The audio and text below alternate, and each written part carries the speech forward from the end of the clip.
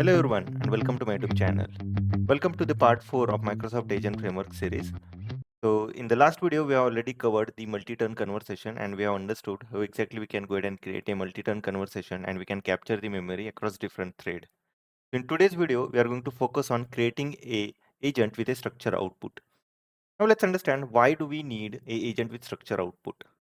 So basically the structure output meaning the AI agent returns the information in fixed schema. So ideally, we have seen that the agent returns or the large language model returns the response in the format of simple text or a free text. But that is not important for some of the use cases. Let's say whenever you want to build some automation, you want the output to be in structured format.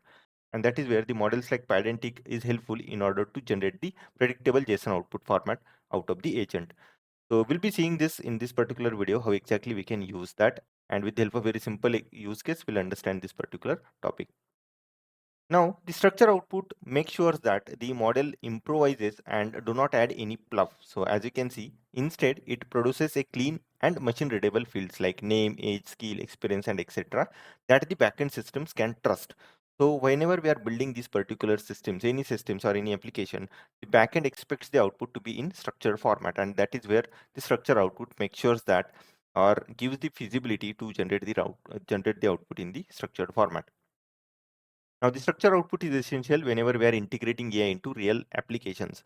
So, whenever we are building any real application like ATS, application tracking system, HRMS, human resource management system, ERP, or CRM tools, whenever we are building such applications, it becomes very much important the agent or large language model should generate a response or output in strict format, whatever strict format that we are giving, so that the downstream application can be automated. So in order to integrate this particular structure output, we can use chat agent, which is built on top of any chat client implementation. And basically the chat agent uses a response format parameter where we are going to define this Pydantic schema. And then our agent will make sure that it will return the output only in that particular schema. And again, it is important whenever we are running an agent, we can provide this particular Pydantic model with our defined structure so that we can get a expected output. So how exactly it's going to happen? Let's understand this with the help of simple example. So first of all, let's go ahead and define a Pydantic model. So from Pydantic, we can import a base model. That is what is going to help us convert our normal class into the Pydantic class. So we are creating a class called personal info, and if you can see, we have inherited base model from the Pydantic, so that this particular personal info class will start behaving as a Pydantic model. And we have defined three parameters: name, age, and occupation, and their respective data type: string, integer, string. So this Pydantic model will make sure that it will validate the output that is generated by the agent, whether it is in this particular format or not, meaning name, whether it is in string format or not, agent, it will make sure that it is in integer format. So if it is not, it will go ahead and convert that into this format. So that's the use case of, so that's the use of Pydantic model. Now let's go ahead and quickly build a agent. So this we have already seen in a couple of times now. From agent framework, we can use Azure OpenAI chat client in order to create an agent. And from Azure.identity, we can use Azure credential, CLI credential in order to log into the portal. So as usual, let's go ahead and open new terminal. And let me activate the environment. And let's use AZ login to log into the Azure portal because we are using a Azure OpenAI models. So let me select my account, continue. Will load subscription for us. So this is the subscription that we are using. Just hit enter. Okay, we have logged into the system. Let's close this. In the environment file, I have already added those details. So Azure OpenAI endpoint I have added, and the chat deployment name, that is GPT Forum mini model that we are using. If you have missed this, please go ahead and check out the first video of this particular series where you will find all those details, how exactly we have created these endpoints, from where we have grabbed those endpoints, and how we have deployed this GPT Forum model. Okay, coming back to our code, let's go ahead and execute this. So first of all, we are creating a agent with Azure OpenAI chat client dot create agent, where we have passed the credential, the one that we have signed in just now. The name we have given for the agent is helpful assistant, and instruction: you are a helpful assistant that extracts personal information or person information from the text. So let's go ahead and execute this. Now this way we have created the agent. Let's go ahead and execute the agent. So to run the agent, you can use run agent.run. This is the sentence that you are passing. Let's say John sir is 35-year-old software engineer who loves automation. And as you can see, this response format parameter that we discussed here, response format parameter that we are passing, And for that, we are passing the Pydantic model that we have created, where we have defined our fixed schema. And then we are generating the response. And if that response dot value, if the value is present, we are just printing that information. So let's go ahead and execute this. Okay, personal info is not defined. Sorry, my bad. I have not executed this cell. Done. Let's go ahead and execute this. Okay, as you can see, name is John sir, age is 35, occupation software engineer. Meaning now our agent is generating the response in fixed format. Now you can use this particular fixed format for your downstream application where you can build any API. Whenever we are passing any user information, it will go ahead and extract the personal information out of that, and you can showcase that information on UI or whatever your application is. So that's how it is helpful. Now this is just the basic example that we have seen. Now let's understand this with the help of simple use case, actual real-time use case. Now the use case that we have is the parsing a resume PDF to get structure output. This is the use case that we are going to see. So let's imagine that we are building an AI powered hiring system where the candidate is going to upload the resume in PDF format, and then the HR needs to download that particular resume, extract the information manually and put it into the table. Now, instead of doing this particular manual stuff, what we want is we want our agent to extract those details and then convert that responses into structured format so that we can write a further code to dump that data into the database. Now, in this use case, what we are going to do is we are going to extract these entities from the resume like name, email, phone, year of experience, education, job title, all those information. And with the help of Microsoft Agent Framework structure output plus PDF parsing tool, we'll be extracting those details and we'll be able to convert all those resume into a clean JSON ready output for ATS. Again, ATS is application tracking system. Maybe whatever application tracking system that our HR is using, they will be able to use this particular information. So first step is extracting the resume text using PyMu PDFs. In the last video, we have used a uh, PyPDF, and today again we are going to use PyMu PDF. So let's import feeds. Now feeds is nothing but the internal module name for PyMu PDF. So the reason I'm covering PyMu PDF because in the last video we have already seen the PyPDF library. Now we are seeing this feeds or PyMu PDF library so that we are covering the variety as well.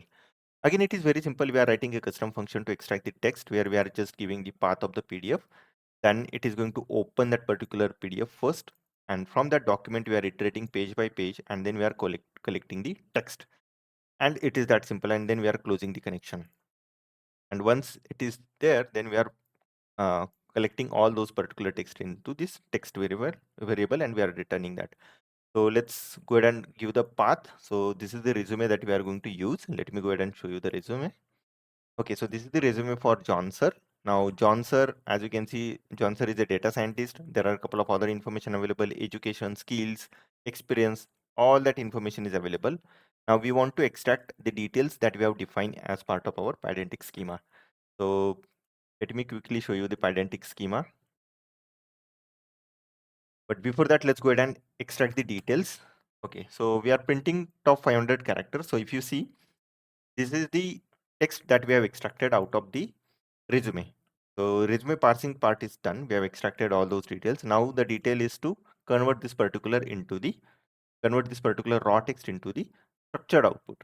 So for that, let's go ahead and define a richer Pydantic model. So for this particular use case, we are going to create a resume information class. Again, we have used base model from Pydantic to convert this particular resume info class into Pydantic model. And these are the entities that we would like to extract, like name in string format, email, phone, skills in list format. You can see total experience in float, and again others are in string. And as you can see, we have defined optional, meaning in any resume, if any of these fields are not available, it will go ahead and skip that particular field. So it will not fail it. That's where we are giving a optional as a field. And that is what we have imported from the typing. So let's go ahead and execute this. So we have defined our Pydantic rich class. Now next step is to create an agent. Let's go ahead and quickly create an agent. Again, with the same method, we are creating resume agent with the dot create method, and we have given name as resume parser. And in instructions, very simple instructions that, okay, you are an advanced AI resume parser, extract structure candidate information only in the schema provided, and do not add any extra text, and do not summarize. Let's go ahead and create this agent. So as we have created the agent, next step is to run the structured output.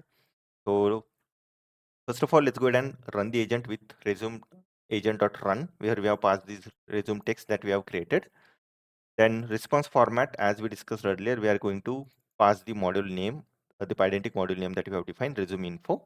And if it has a value, then we are printing it. So let's go ahead and execute this.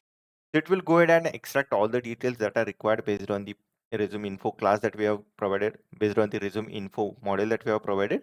And based on that, it is going to give us the structured output. Okay, so if you see, in the Pydantic schema, we have defined name, so it has extracted the name. Email ID, it has extracted that. Phone, skills, you can see skills is the list.